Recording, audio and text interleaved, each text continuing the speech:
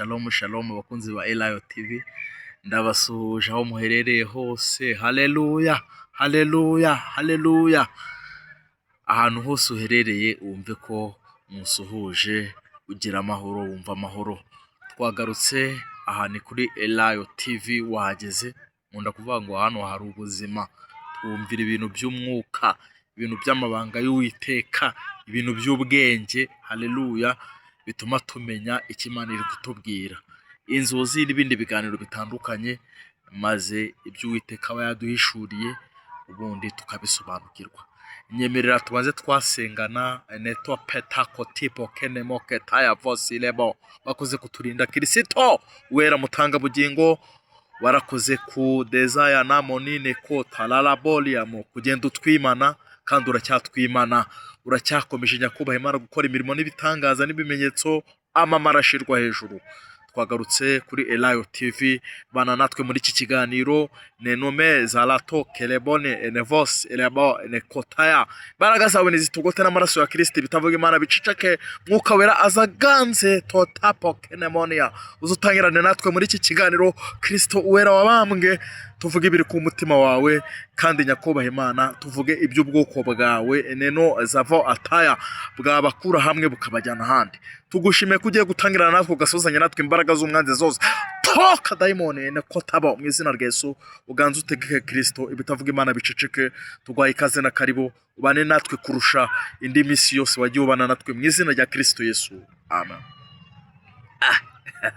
Nibwo tuba dutangiye. Ushimwe wa Mana we, ushimwe wakoze ibikomeye Mana, ushimwe we, ushimwe wa Mana we, ushimwe wakoze ibikomeye, ushimwe we. Ayiwe ineza ye, ineza ye narayibonye, ababisha banguse we. Neza ye lalo bene no ketaya bolia lazi ne koste kota bone. Ayiwe ineza ye narayibonye, ababisha banguse we. Ineza ye, ineza ye narayibonye, deo narayibonye we, nayo warayibonye. Yewe oya nibikabe gukeza abami babiri, niba ari Imana dukorera mureke twerure. Neno taboketa, ayiwe wowe watangije umurimo Yesu, we watangije umurimo, na ni wowe uzadukomeza. Ni wowe watangije umurimo Kristo, ushimwe kugiye kubana natwe muri izi nzozi, amamara ashirwa hejuru. Amen amen amen. Yewe Kristo we, ndikumva ndyohewe. Ukorera Imana ni byiza. Dawidi yaravuze ngo narishimye ubwo bambwira ngo njye mu nzu y'Imana.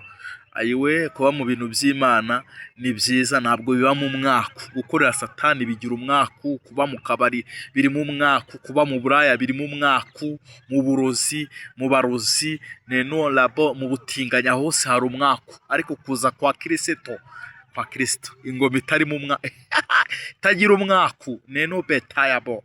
Haleluya. Ba muri ibi bintu bya Kristo harimo umugisha, harimo ubuzima, harimo la vie éternelle, eternal life, ubuzima bw'ubuziraherezo. Tuzabona n'Imana. Haleluya. Haleluya haleluya. Hari ijambo riba muri 14, iryo riba rije 14 Yohana, nimuhagarika imitima yanyu, mwizere Imana nanjye munyizere. Mu rugo kwa Data hari amazu.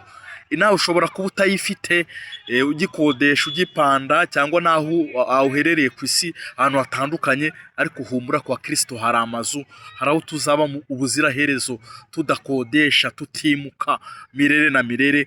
Ijambo rirambwira ngo abafite ibyo byiringiro mwiboneze nk'uko Kristo aboneye. Lelo bene kota, nkunda kuvuga ngo korera Imana nk'uzapfejo. Wowe ufite ibyo byiringiro kuzabona Imana, ukureho cyane gisa nacyo, nawe utari wakizwa, kuraho.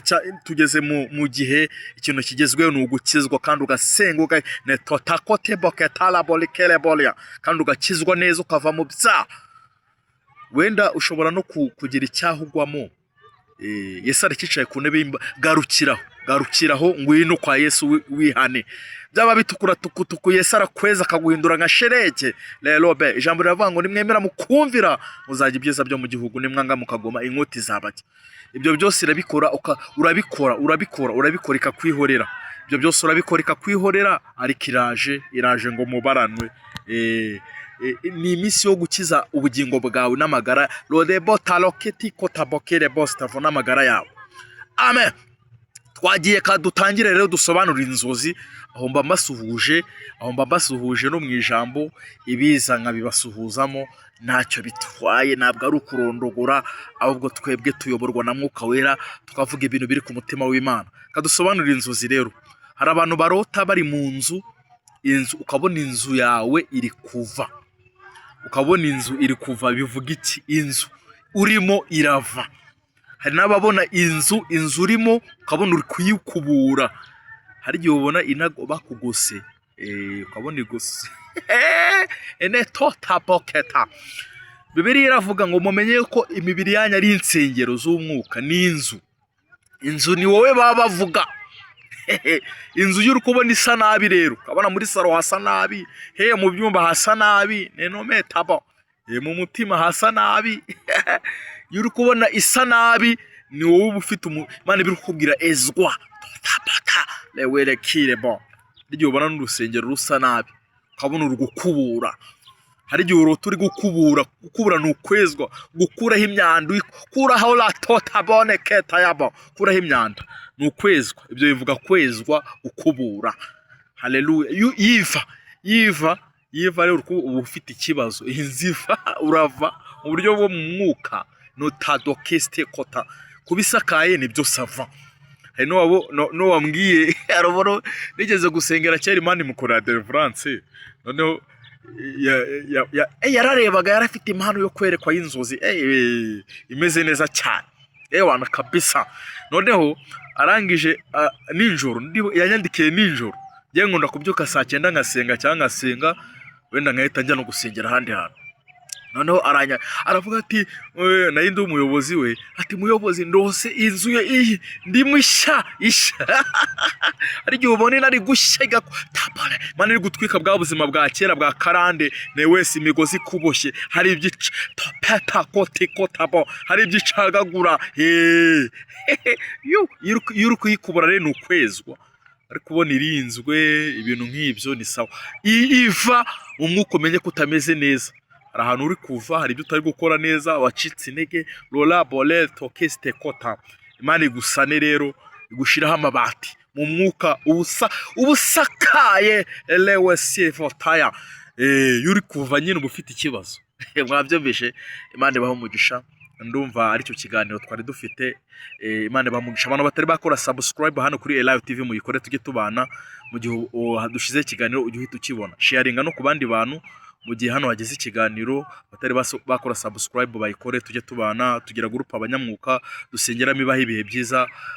Nta kibazo, ushobora kuza tukazadusengana, tuguha amabwiriza tugenderaho, wayashobora tukazadusengana. Dukora umurimo wo gutekera ubukwe, amakeke, ducuruza n'ibikoresho bimwe byo mu kikoni. Unyandikire cyangwa urebe hano dupostinga kuri Live TV, hari abapostinga amafoto. Muhagere muhanyarukire, biba bihari, mujye muduteza imbere. Imana ibaho umugisha mwese, ndabakunda cyane. Shalom shalom shalom. Ufite inzozi utasobanukiwe n'ikindi kibazo ushaka kutubaza, ujye unyandikira inbox, ndagerageza mu bantu basubiza ndumva ndimo. Narado kine tope ketayavo kireba. Nzi uko ushobora byose Mana, nta kibasha kurogoya umugambi wawe. Umugambi wawe ni mwiza. Ayiwe aba bantu bavirwa mu mwuka basane, abagabanyije ibihe byo gusenga. Mana we, abantu baguye basubiye inyuma, amavata atenebukana, amaboko atenebukana, amavasukuma, ongera ubasane mu mwuka topara, ubagire ibyaremwe bishya batari bakumenya, bahindukire nyakuba Imana bakumenye. N'abafite ibibazo bitandukanye, ushobora byose, abafite ubukode, abafite ibibazo by'amazu, byo by'amadeni, rero abarwayi bakoze ikiganza taba, ndabizereye ubakize notabo. Ndikumva muri iyi minsi ndi mu mwuka wo gusengera abantu, Imana igahita ikemura ibibazo dufite. Ntabwo nshaka ibintu byo gusengera ngo bizamara imyaka cyangwa amezi. Oya, uyu muntu ufite uburwayi ndasenze, akora ahantu urwaye, mwaturiyeho gukira mu izina cya Yesu. Mana we, sitanga imbaraga, hembura umurimo, reka tuyobore mu nzira yo gukiranuka mu izina rya Kristo. Ibiturwanya n'ibiduhiga kubitira kure, ibitwitambika kubita, amasezerano n'ibyo wavuganye natwe uzibisoresha toke tabonemo imbaraga n'umwete wawe. Turagushimiye kuri kumwe natwe, ngaho kino kiganiro giherekeresha imirimo n'ibimenyetso, abatari bakizwa Mana bahagakiza. Tugushimiye kuri kumwe natwe nyakubahwa Imana, watangiye tabonemo watangiranye natwe kandi usozanye natwe. Nuhabwe icyubahiro Kristo ko abanye natwe, ugerekeresha imirimo n'ibimenyetso byose tubigusabye twizeye Kristo Yesu wabambwe mu izina rya Kristo Yesu. Uhabwe icyubahiro wera mu izina rya Kristo Yesu. Amen. Shalom, shalom, ndabakunda cyane. Amina.